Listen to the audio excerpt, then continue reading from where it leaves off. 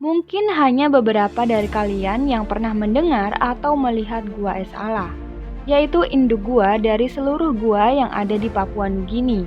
Meskipun jauh dari peradaban manusia, bukan berarti gua itu tidak pernah terjamah manusia sama sekali. Sebuah ekspedisi pencari ujung gua telah membuktikan bahwa manusia bisa bertahan hidup di dasar gua itu, meskipun memiliki resiko kematian yang sangat besar karena berada di wilayah hutan hujan tropis yang memiliki intensitas hujan yang sangat tinggi. Ekspedisi itu telah berhasil dituangkan ke dalam sebuah film berjudul Sangsem yang dirilis pada tahun 2011. Penasaran bagaimana film yang diangkat dari kisah nyata tersebut? Inilah videonya.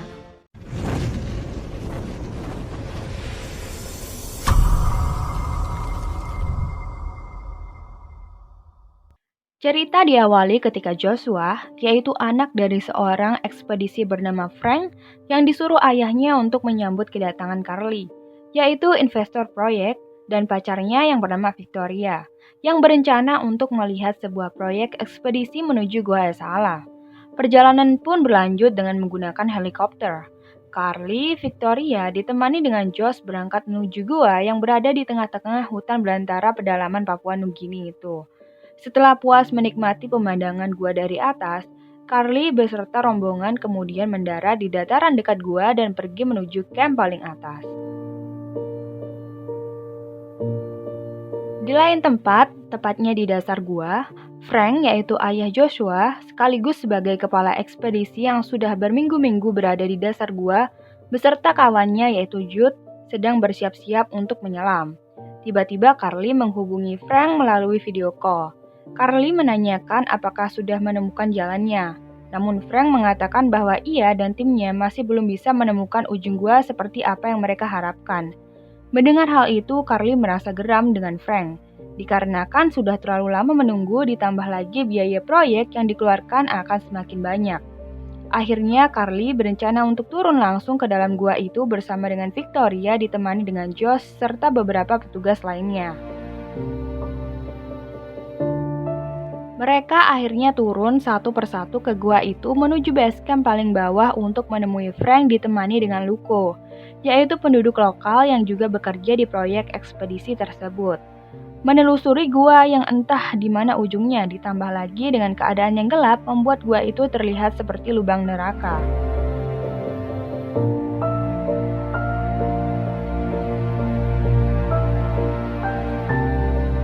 Dan sebelum mereka tiba di base camp, Frank bersama dengan rekannya yaitu Jude mencoba untuk menelusuri sistem baru yang ada di dasar gua dengan cara menyelam, diikuti dengan sebuah proyektor yang merekamnya dari belakang.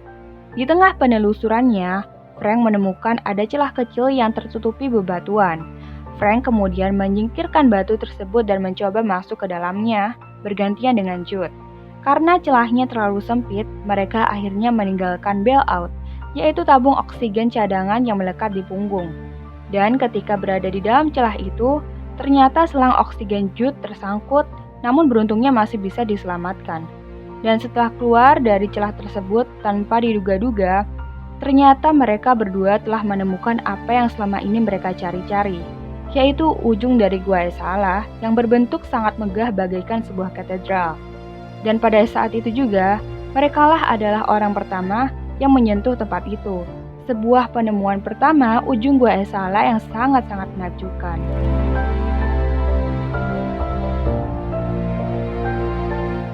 Selang beberapa waktu ketika mereka hendak kembali ke base camp, ternyata tangki udara milik Jude bocor akibat tersangkut tadi. Karena masih sangat jauh dari permukaan, akhirnya Frank pun membantunya dengan cara berbagi masker udara selama beberapa detik. Karena kepanikan yang sangat luar biasa, Jude menahan masker udara itu terlalu lama. Frank berpikir bahwa hal tersebut dapat menghabiskan tangki udara miliknya. Daripada keduanya yang tewas tenggelam, akhirnya Frank melepaskan paksa masker udara dari Jude dan mendorongnya. Sudah bisa dipastikan, Jude pun tewas seketika karena kehabisan oksigen. Di sisi lain, ternyata rombongan Joshua, Carly, dan Victoria sudah sampai di base camp. Kejadian kematian Jude ternyata disaksikan oleh mereka. Joshua pun sangat marah kepada ayahnya. George, yaitu seorang rekan kerja Frank, menjelaskan kepada Joshua bahwa apa yang dilakukan ayahnya adalah hal yang tepat dan sangat heroik karena berbagi masker di dalam air merupakan kondisi yang sangat fatal. Di waktu itu juga, tanpa ada satu dari mereka yang tahu, ternyata di luar sana telah terjadi hujan deras disertai badai besar yang membuat sambungan komunikasi menuju basecamp bawah terputus. Akhirnya Frank menyuruh rekannya, Joshua dan Luko untuk naik ke atas demi meminta bantuan agar segera mengeluarkan mereka dari basecamp. Di luar sana ternyata keadaan sudah semakin kacau. Air hujan mengalir ke dalam gua sedikit demi sedikit dan akan segera membanjiri area basecamp. Dan saat berada di tengah perjalanan, Luko mendengar sesuatu berupa gemuruh badai dan air mengalir, di mana itu menandakan bahwa banjir di dalam gua benar-benar akan terjadi. Dan ketika air sudah benar-benar jatuh, Joshua dengan segera menghubungi ayahnya, namun tetap saja tidak bisa. Akhirnya Joshua memutuskan untuk turun lagi ditemani dengan Luko. Di base camp, ternyata semua orang sudah mengetahui apa yang terjadi melalui suara gemuruh dan air yang sedikit demi sedikit terjatuh. Namun ada satu hal yang membuat mereka terhambat untuk menyelamatkan diri, yaitu Carly yang menghilang karena diam-diam mencoba diving tanpa bilang-bilang ke siapa-siapa. Untungnya mereka masih bisa pergi meninggalkan base camp dengan meninggalkan semua peralatan yang mereka punya. Ketika Frank, Carly, Victoria, dan juga George satu persatu kesulitan memanjat tebing untuk menuju atas, tiba-tiba mereka bertemu dengan Joshua dan Luko. Lalu Joshua segera melemparkan tali agar mereka semua selamat dari arus banjir yang semakin deras. Sementara Luko berusaha menahan batu tempat Joshua mengikat tali. Karena arus mengalir sangat deras, akhirnya batu itu mulai bergeser dan membuat Luko terlempar hingga tubuhnya membentur dinding dan terbawa arus.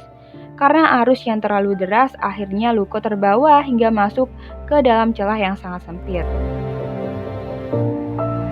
Saat mencoba kembali naik, meskipun tanpa Luko, apa daya pintu satu-satunya ternyata sudah tertutupi oleh batu besar yang bergeser tadi.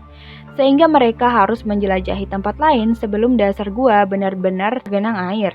Ditambah lagi rintangan semakin sulit karena tiba-tiba penerangan di gua itu mati, sehingga mereka hanya mengandalkan lampu senter di kepala. Frank pun mengajak mereka semua untuk kembali ke base camp yang sudah tergenangi air, demi mengambil barang-barang yang bisa menyelamatkan mereka, seperti senter, baterai, rebreather, hingga makanan. Karena dikhawatirkan mereka akan terjebak lebih lama di dalam gua itu, sehingga mereka memerlukan sesuatu untuk bertahan hidup. Tanpa disadari, Joshua ternyata menemukan Luko yang masih hidup, tetapi dengan wajah yang hancur setengah. Lalu Joshua memanggil ayahnya untuk membantu Luko. Karena merasa kasihan dengan penderitaan Luko, yang ada Frank justru memutuskan untuk menenggelamkannya hingga tewas. Frank bersama dengan anggota lainnya kemudian melanjutkan perjalanan kembali dengan melalui celah gua. Saat itu juga ternyata George mengalami dekompresi. Setelah beberapa lama, Frank akhirnya sadar bahwa George tidak ada dalam barisannya. Kemudian Frank dan Joshua mencoba mencari George di celah-celah gua, tetapi tetap saja tidak ditemukan. George menuliskan pesan mengenai kepergiannya bahwa ia sudah mati karena ia tidak ingin memperlambat perjalanan Frank dan lainnya. Bisa dibilang George rela membiarkan dirinya mati karena ia tidak mau membebankan yang lain akibat dari penyakitnya yang kambuh. Dan meskipun tanpa George, Frank dan yang lain tetap terpaksa harus melanjutkan perjalanannya. Tanpa arah dan tujuan yang pasti, mereka justru bertemu dengan sumber air panas dengan tekanan yang sangat-sangat tinggi. Bahkan mereka pun menyebutnya sebagai penghancur daging. Siapapun yang tercebur pasti akan mati.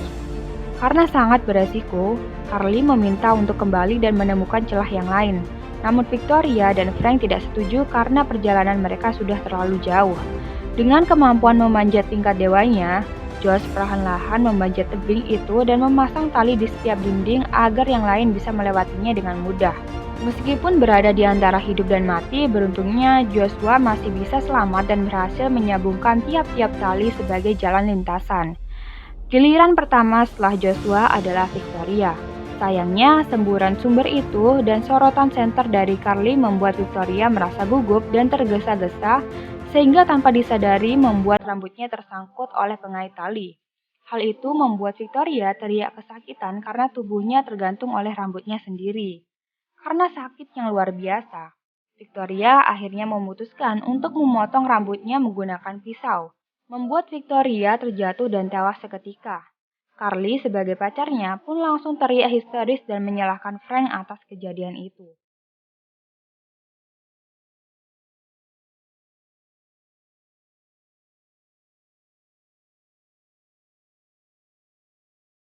Setelah beristirahat, mereka kembali melanjutkan perjalanan.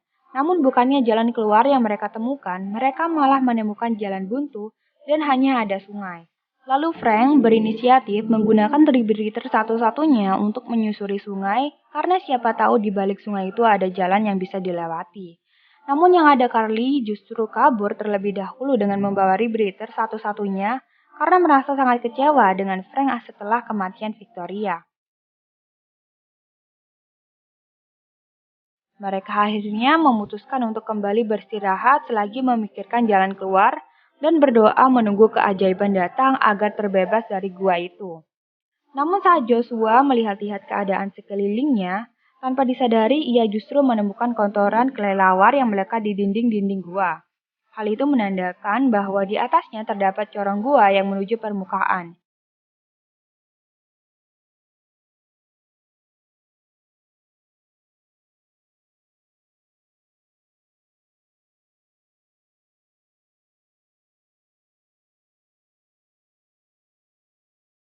Dan setelah sekian lama, akhirnya mereka bisa melihat cahaya matahari lagi. Tetapi meskipun begitu, mereka masih belum sepenuhnya berhasil keluar dari gua itu.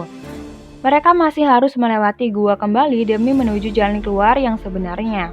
Dibekali dengan sebuah obor yang mereka buat dari bahan bakar tank bekas perang, akhirnya mereka memasuki lorong gua lagi, berusaha menemukan arus sungai yang menghubungkannya dengan lautan.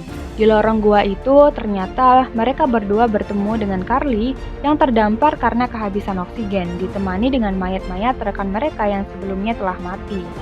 Carly lalu meminta maaf dan memohon kepada Joshua dan meminta sebuah makanan karena merasa lapar. Lalu Frank tidak menghiraukan Carly dan mengajak Joshua untuk kembali melanjutkan perjalanannya lagi. Karena merasa kesal dan tidak dianggap, tiba-tiba Carly dari belakang menyerang Frank hingga mereka berdua berkelahi.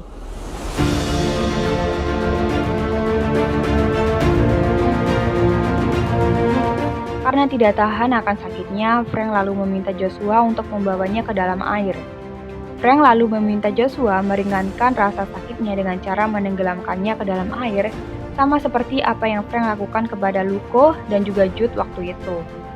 Mau tidak mau, Joshua rela melakukan hal itu demi kebaikan ayahnya juga.